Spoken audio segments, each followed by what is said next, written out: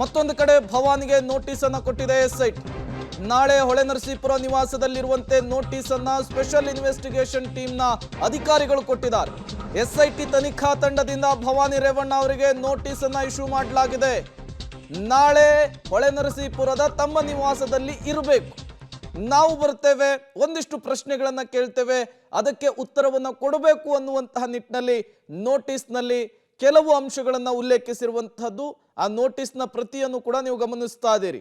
ಈ ಮೂಲಕ ಪ್ರಜ್ವಲ್ ಪೆನ್ಡ್ರೈವ್ ಪ್ರಕರಣದಲ್ಲಿ ಎಸ್ಐಟಿ ಅಧಿಕಾರಿಗಳು ತನಿಖೆಯ ಆಳಕ್ಕಿಳಿದಿದ್ದಾರೆ.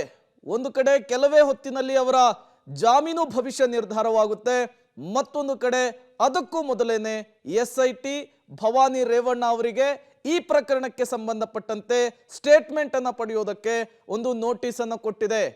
ನಾಳೆ ನೀವು ಹೊಳೆನರಸೀಪುರದ ನಿವಾಸದಲ್ಲಿರಬೇಕು ಅನ್ನುವಂತಹ ಸೂಚನೆಯನ್ನು ಕೊಟ್ಟಿದೆ.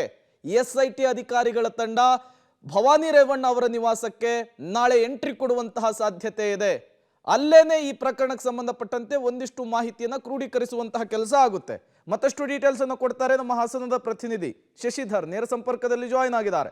ಶಶಿಧರ್, ಒಂದು ಕಡೆ ಭವಾನಿ ರೇವಣ್ಣ ಅವರ ಜಾಮೀನು ಭವಿಷ್ಯ ಕೆಲವೇ ಕ್ಷಣಗಳಲ್ಲಿ ನಿರ್ಧಾರವಾಗುತ್ತೆ.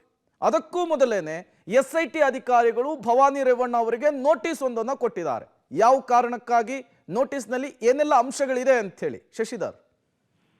ಪ್ರೇಮ್ ಕುಮಾರ್, ಏನು ಕೆಆರ್ ನಗರ ಮೂಲದ ಸಂತ್ರಸ್ತೆ ಅಪಹರಣ ಪ್ರಕರಣದಲ್ಲಿ ಈಗ ಮಾಜಿ ಸಚಿವ ಎಚ್ ಡಿ ರೇವಣ್ಣ ಪತ್ನಿ ಭವಾನಿ ರೇವಣ್ಣರಿಗೆ ಬಂಧನದ ಭೀತಿ ಎದುರಾಗಿರ್ತಕ್ಕಂಥದ್ದು. ಏನು ಇದೇ ಪ್ರಕರಣಕ್ಕೆ ಸಂಬಂಧಪಟ್ಟಂತೆ ಎಸ್ಐಟಿ ಅವರಿಗೆ ನೋಟಿಸ್ ಅನ್ನು ನೀಡಿದೆ. ನಾಳೆ ಬೆಳಗ್ಗೆ 10 ರಿಂದ 5 ಗಂಟೆ ಒಳಗೆ ನೀವು ಹೊಳೆನರಸೀಪುರದ ಚನ್ನಾಂಬಿಕಾ ನಿವಾಸದಲ್ಲಿ ಇರಬೇಕು. ನಾವು ಮಹಿಳಾ ಅಧಿಕಾರಿಗಳೊಂದಿಗೆ ಆಗಮಿಸ್ತೇವೆ, ನೀವು ಖುದ್ದು ಹಾಜರಾಗಿ ವಿಚಾರಣೆಗೆ ಒಳಪಡಬೇಕು ಅಂತ ನೋಟಿಸ್ ಅನ್ನು ನೀಡಿದೆ. ಆದ್ರೆ ಭವಾನಿ ರೇವಣ್ಣ ಅವರು ಕಳೆದ 15 ದಿನದಿಂದ ಯಾರ ಸಂಪರ್ಕಕ್ಕೂ ಸಿಕ್ಕಿಲ್ಲ. ಹಾಗಾಗಿ ಅವರ ಚನ್ನಾಂಬಿಕಾ ನಿವಾಸ ಏನಿದೆ ಅದಕ್ಕೆ ಬಾಗಿಲಿಗೆ ಆ ನೋಟಿಸ್ ಅನ್ನು ಅಂಟಿಸಿ ಹೋಗಿದ್ದಾರೆ.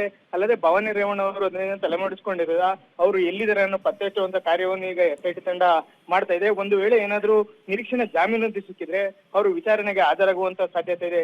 ಇಲ್ಲ ಏನಾದ್ರೂ ನಿರೀಕ್ಷಣೆ ಜಾಮೀನು ಅರ್ಜಿ ವಜಾದ್ರೆ ಅವರು ಬಹುತೇಕ ಬಂಧನ ಆಗೋದು ಖಚಿತವಾಗಿರ್ತಕ್ಕಂಥದ್ದು. Prem Kumar, okay, thank you Shashidhar ತಮ್ಮೆಲ್ಲ ಮಾಹಿತಿಗಾಗಿ. ಕೆಲವೇ ಕ್ಷಣಗಳಲ್ಲಿ ಭವಾನಿ ರೇವಣ್ಣ ಅವರ ಜಾಮೀನು ಭವಿಷ್ಯ ನಿರ್ಧಾರವಾಗುತ್ತೆ. ಇಲ್ಲಿಯವರೆಗೂ ಸಾರ್ವಜನಿಕವಾಗಿ ಭವಾನಿ ರೇವಣ್ಣ ಎಲ್ಲೂ ಕಾಣಿಸಿಕೊಂಡಿಲ್ಲ ಕಳೆದ 34 ದಿನಗಳಿಂದ. ಎಚ್ ಡಿ ರೇವಣ್ಣ ರಿಲೀಸ್ ಆದಾಗಲೂ ಕೂಡ ಕಾಣಿಸ್ಕೊಳ್ಳಲಿಲ್ಲ, ಈಗಲೂ ಕೂಡ ಅವರೆಲ್ಲೂ ಕೂಡ ಕಾಣಿಸ್ಕೊಳ್ತಿಲ್ಲ.